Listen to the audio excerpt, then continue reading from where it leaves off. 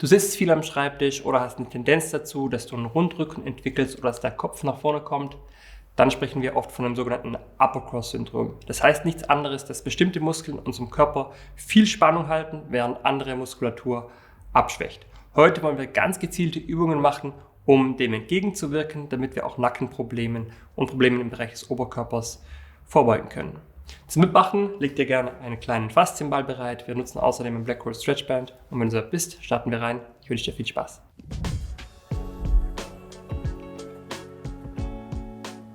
Wir starten damit, Spannung aus jener Muskulatur zu nehmen, die oft viel Spannung hält. Dazu gehört auch die Brustmuskulatur. Und wir starten unten auf dem Boden, in Bauchlage. Du kannst das Ganze auch an der Wand machen. Wie das Ganze aussieht, zeige ich dir am alternativen Fenster. Ansonsten legst du dich hier mit der rechten Brust hier unterhalb des Schlüsselbeins hier einmal auf den Ball drauf in Bauchlage. Du kannst deinen Kopf mit der anderen Hand abstützen, vielleicht in der Stirn drauf ablegen und den rechten Arm dann mal hier nach außen bringen, mit dem 90-Grad-Winkel. Und erstmal kurz schauen, vielleicht ein paar Mal Bewegungen erzeugen, bis du merkst, okay, ich bin hier auf einem Punkt, wo es intensiver ist, und dann bleib mal drauf. Wir wollen versuchen, über diese Kompression in die Entspannung zu kommen, ohne viel Bewegung.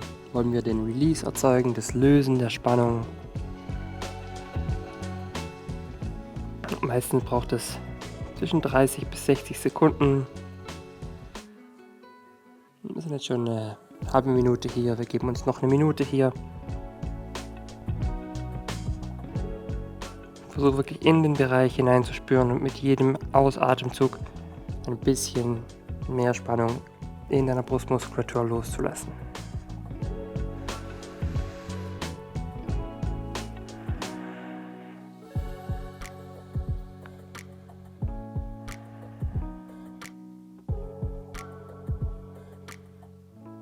Okay, wahrscheinlich ist die Spannung schon ein bisschen weniger. Jetzt kannst du mal anfangen, noch den Arm nach vorne und hinten zu bringen.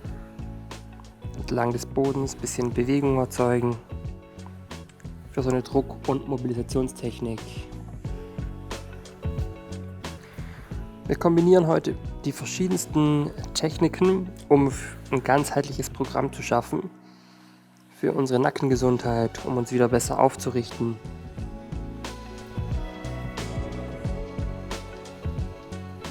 Und wechseln die Seite. Leg den Ball unter deine linke Brustmuskulatur. Stütz dich mit der Hand ab, vielleicht unter der Stirn. Linker Arm im 90-Grad-Winkel. Wieder den Ball oberhalb, also im Bereich der Brustmuskulatur unterhalb des Schlüsselbeins platzieren. Und dann wieder hier nach einem schmerzhaften Punkt suchen. Und wenn du den hast, bleib gerne drauf.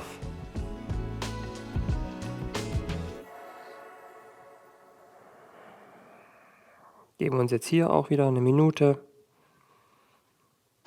Und du kannst wirklich versuchen, mit der Ausatmung Spannung loszulassen.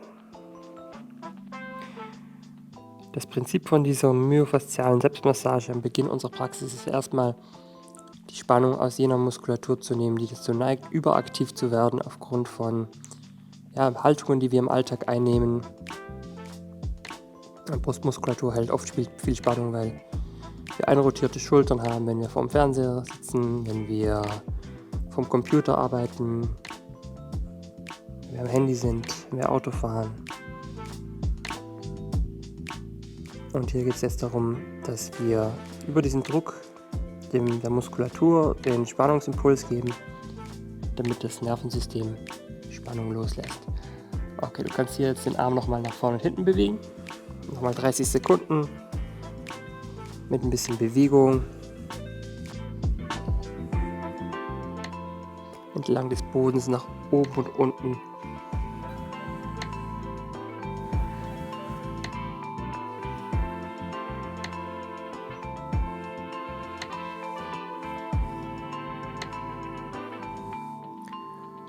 Und auflösen. Sehr schön. Wir kommen nach oben und brauchen für die nächste Übung eine Wand. Wir wollen hier die im Bereich der oberen Trapezmuskulatur und Schulterblatthebermuskulatur hier das Ganze bearbeiten. Und das Ganze funktioniert am besten an der Wand. Du kannst den Ball hier einmal auf der linken Seite platzieren.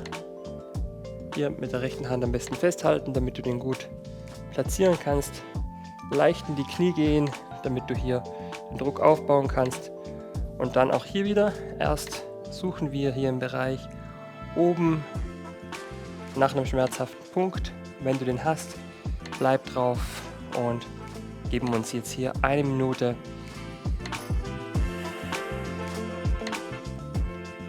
um in die Entspannung zu kommen. Auch hier wieder mit der Ausatmung Spannung loslassen.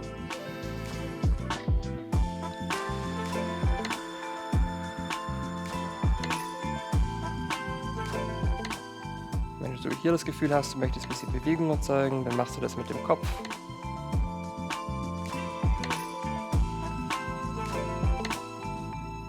Einfach Kopf zur Seite neigen.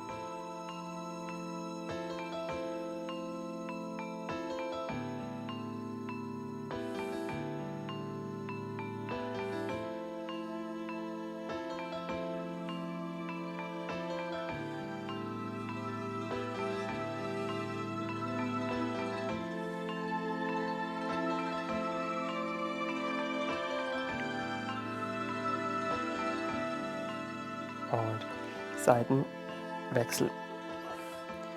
Ball auf die rechte Seite, wieder hier in dem oberen Bereich platziert. Dagegen lehnen, je weiter du in die Knie gehst, desto mehr Druck bekommst du auf den Ball drauf. Erst wieder mit ein bisschen Bewegung.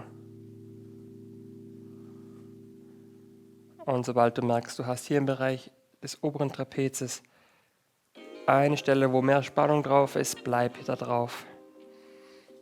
Und auch hier wieder insgesamt 1 Minute. Und wenn du möchtest, beweg den Kopf zur Seite, wieder zurück zur Mitte.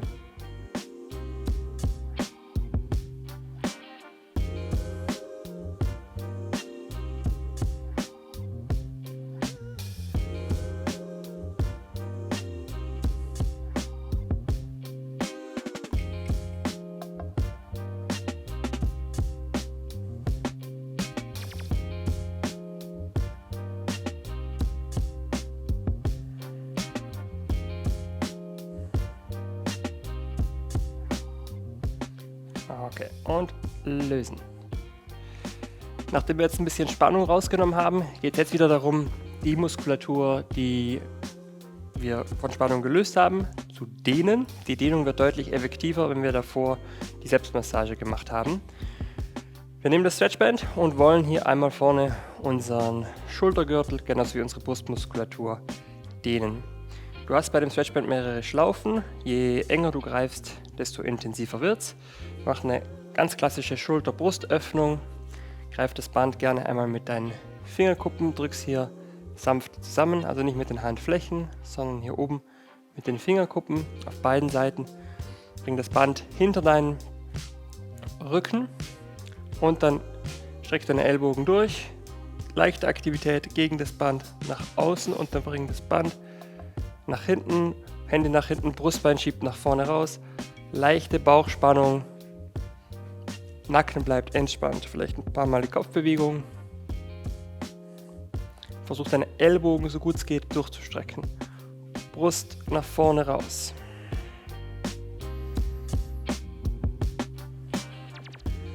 Ruhige Atmung. Noch 5, 4, 3, 2, 1 und langsam lösen. Machen eine zweite Runde, dieses Mal mit ein bisschen mehr Aktivität. Wie gleiches Prinzip, erst wieder Schulter, Brust, Öffnung, Hände nach hinten, Brustbein schiebt nach vorne raus, Arme nach hinten, leichte Aktivität gegen das Band nach außen. Und dann versuch mal, eine Hand nach oben zu wandern, während du die andere nach unten geht. Und das Ganze machst du jetzt im Wechsel. Schön langsam und kontrolliert. Und versuche immer die Hände nach hinten zu öffnen, um hier vorne Weite zu schaffen. Du kannst auch immer wieder zwischendrin kurz mal den Nacken checken, ob der noch entspannt ist.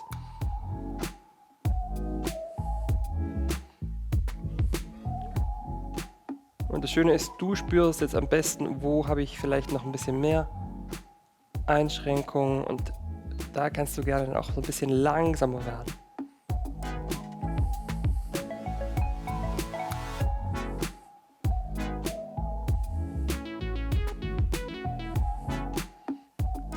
Okay, und noch einen Moment.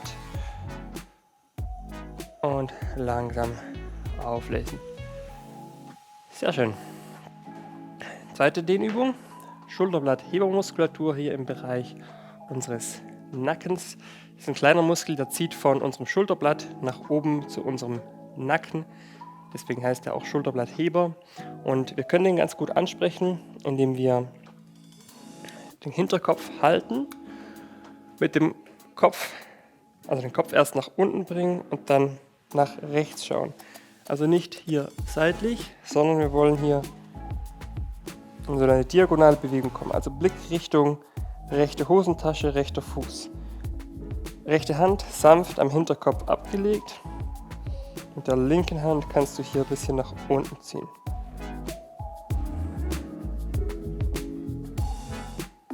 Dann solltest du hier im Bereich des Nackens nach oben eine sanfte Dehnung spüren. Auch hier wieder haben wir erst Spannung rausgenommen über die Selbstmassage. Jetzt wollen wir mit der Dehnung Länge schaffen.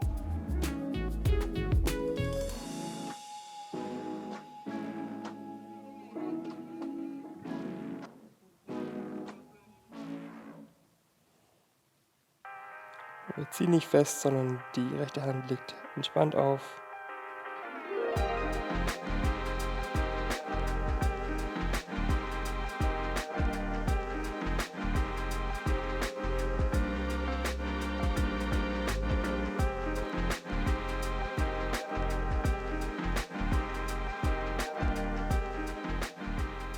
Kommen zurück zur Mitte. Seitenwechsel. Nimm die linke Hand auf dein Hinterhaupt, Kopf erst nach unten und dann schau nach links. Schau zu deiner linken Hosentasche, linken Fuß. Zieh mit der rechten Hand sanft nach unten.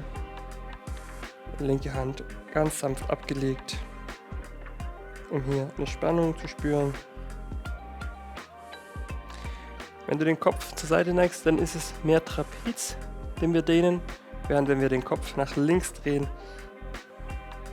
Blickrichtung linker Fuß, haben wir eben diesen Schulterblatt-Hebermuskel mit dabei. Also können wir allein durch die Kopfbewegungen entscheiden, welche Muskulatur wir dehnen.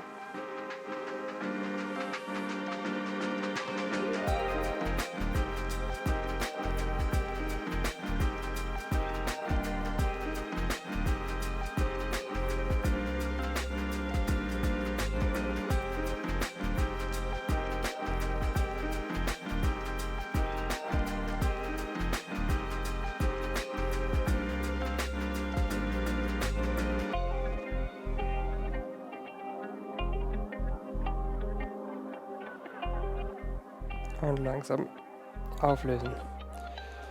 Okay. Schnapp dir nochmal dein Band.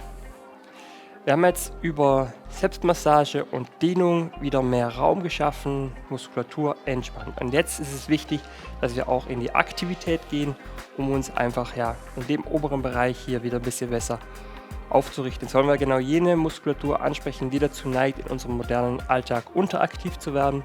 Und dafür die erste Übung. Wollen wir in die Außenrotation kommen der Schultern. Du kannst das Band hier einmal greifen und dann nimm mal die Ellbogen hier an deine untersten Rippen. Also nicht hier seitlich, sondern wirklich schön die Ellbogen ran. Die Handflächen zeigen zur Decke und je enger du greifst, desto intensiver wird die Übung. Wir gehen gegen eine Wand. Es gibt uns nämlich nochmal besser die Möglichkeit, uns auszurichten. Du kannst hier leicht von der Wand weglaufen mit deinen Füßen. Gesäß, Schultern und dann Kopf gegen die Wand. Leichten Druck aufbauen, damit hier die Wirbelsäule, Halswirbelsäule schön gerade ist. Und dann ziehe hier das Band nach außen, komme in die Außenrotation. In der Außenposition kurz halten und wieder nach innen. Wichtig ist, dass die Ellbogen fest randrücken. Maximal in die Außenrotation. Zurück zur Mitte. Wir machen insgesamt 2 Runden von diesen Aktivitätsübungen. Isolierte Aktivierung auch von unserer Rotatorenmanschette, unserer Schulter. Und kombiniere das Ganze gerne mit Aktivität im Nacken, das heißt, drück den Hinterkopf ein bisschen in die Wand.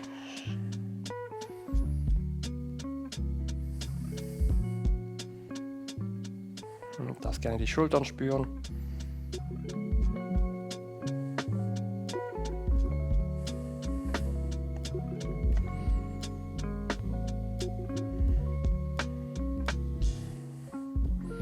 Noch 5.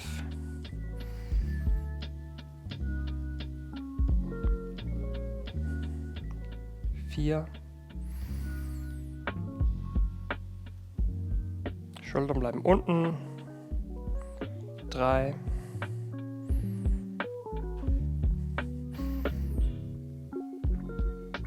2.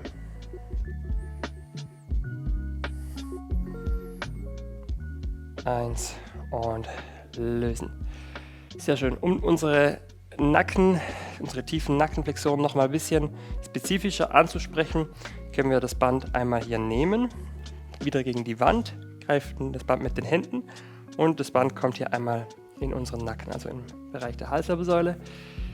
Hände an der Wand platziert, gerne ein bisschen breiter und dann bring hier den Nacken nach hinten. Das Kinn darfst du so zum Körper ranziehen, schaffst Länge in der Nacken und dein Scheitel strebt nach oben. In der Endposition kurz halten und dann langsam wieder nach vorne. Schultern bleiben unten, drück dich schön raus. Und versuche die Aktivität zu spüren. Gerade im letzten Drittel hier Aktivität aufrechterhalten. Band nach hinten wegdrücken. Stell dir vor, als ob du so ein Doppelkinn machst.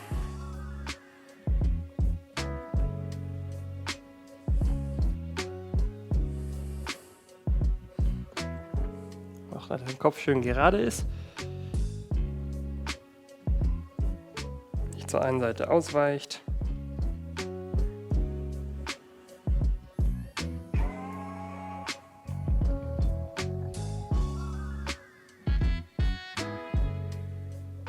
Wenn du merkst, ich kann die Übung nicht mehr sauber durchführen, die Muskulatur ist ermüdet, kannst du auch jederzeit eine kurze Pause machen. Hier ist uns wichtiger Qualität, also Bewegungsqualität vor Quantität. Schön langsam und kontrolliert. Lass dich das deswegen auch in deinem eigenen Tempo machen, damit du dich gut darauf konzentrieren kannst. Wichtig ist nur, dass du die Endposition kurz hältst. Mach noch 3.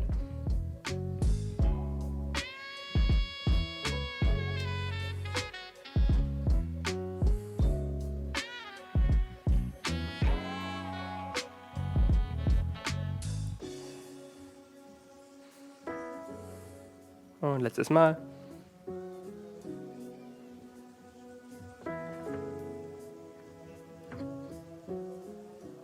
Und lösen. Sehr schön. Für die nächste Übung gehen wir auf unsere Trainingsmatte. Wir brauchen jetzt mal kein Equipment. Es geht darum, unsere Serratusmuskulatur zu aktivieren. Das ist hier so die Sägezahnmuskulatur, die dafür zuständig ist, dass das Schulterblatt schön stabil am Brustkorb gehalten wird.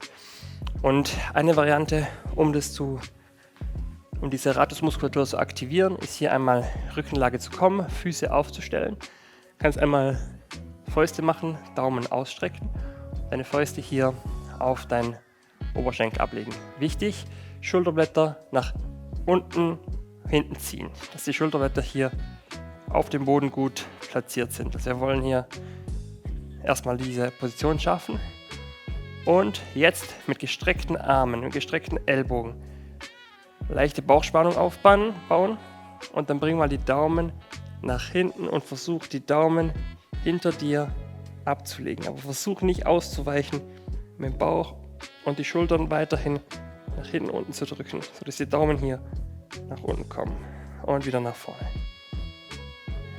Nochmal. Schön langsam und kontrolliert.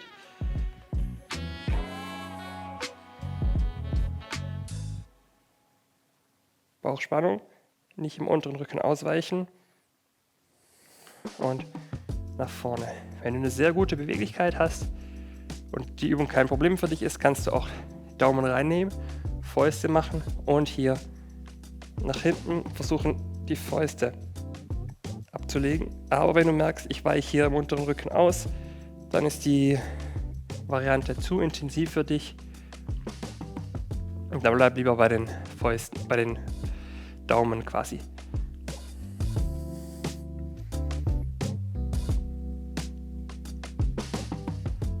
Und wenn die ganze Übung mit den Fäusten auch noch zu einfach ist, kannst du auch Hände ausstrecken. Das ist für mich ein bisschen zu intensiv. Da merke ich, muss ich ausweichen, damit ich runterkomme. Da fehlt es mir ein bisschen an der Überkopfbeweglichkeit. Aber es ist etwas, an dem man arbeiten kann. Und wie gesagt, es geht uns jetzt hier primär um diese Aktivierung der Serratusmuskulatur. Denk dran, die Schultern nach unten zu ziehen. Ellbogen gestreckt, kontrolliert. Noch 3-mal.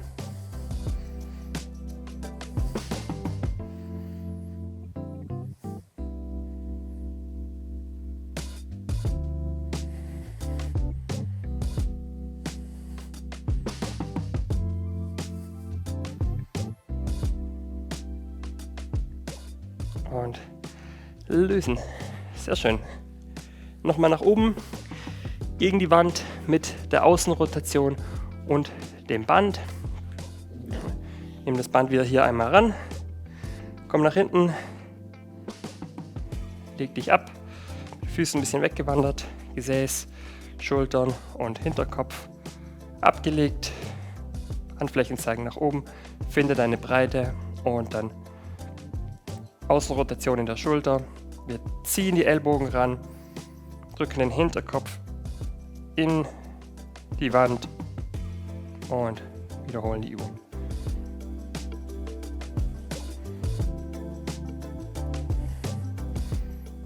In der Endposition immer kurz halten.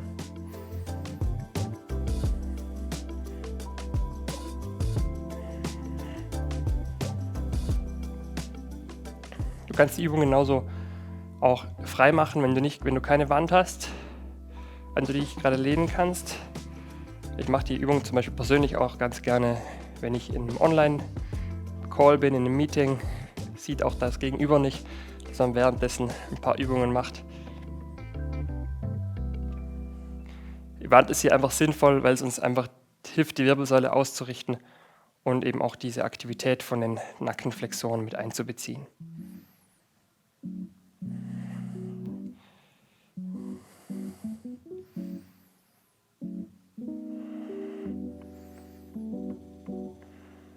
Wir machen noch 3.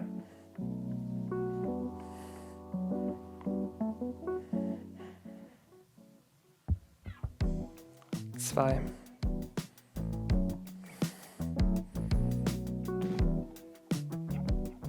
1 und lösen. Weiter geht's mit unserer Übung, wo wir das Band in den Nacken legen, um unsere Nackenflexoren gezielt zu kräftigen. Hände vor dir ablegen, bisschen breiter als schulterbreit und dann wieder hier Kopf nach vorne und hinten bringen. Scheitel nach oben streben lassen, Endposition. Kurz halten, Schultern nach unten.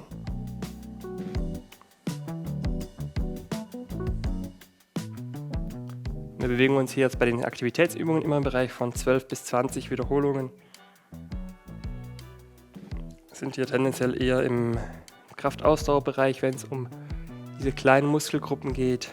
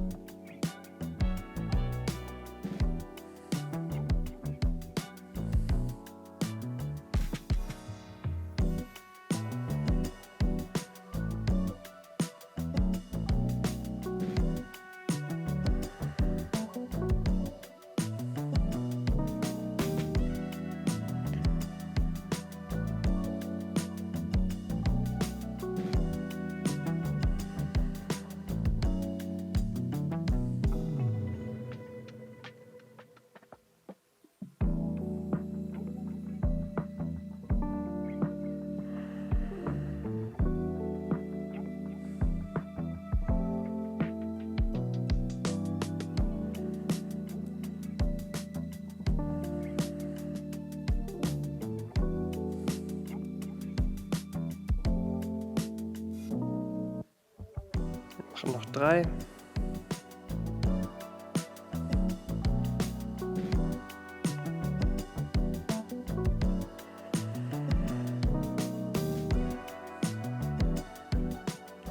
Zwei.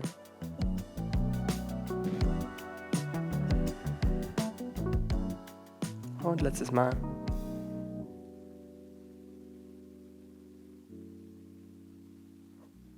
Und lösen. Kommt noch einmal nach unten. Serratus-Aktivierung. In Rückenlage, Füße aufgestellt. Starten wieder zuerst, Schulterblätter auszurichten. Hinten, unten, damit die Schulterblätter hier unten schön auf dem Boden platziert sind. Leichte Bauchspannung, damit der Rücken nicht ausweicht. Und dann mit den Daumen oder mit der Variante, die für dich stimmig ist, hier in die Überkopfbewegung kommen. Und versuche wirklich das Ganze aus dem Schultergelenk jetzt zu isolieren, dass du dich nicht hier ins Hohlkreuz bewegst, sondern schön kontrolliert deine Kompensationsmuster ausschalten.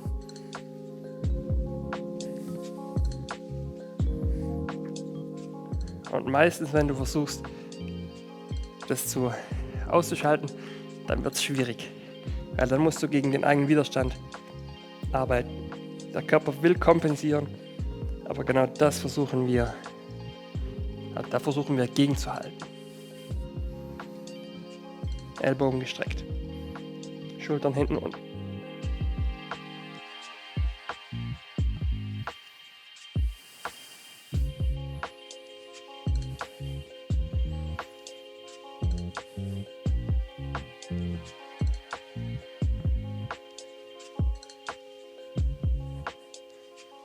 Kontrollieren.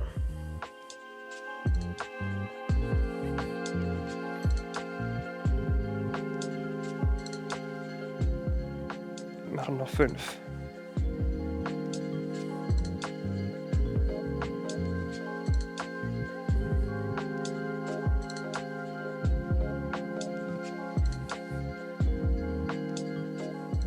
Vier.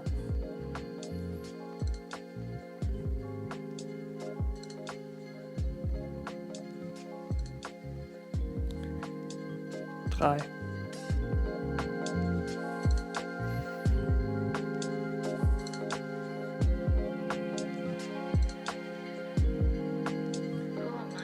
2. Letztes Mal. Schulter nochmal unten langsamer kontrolliert.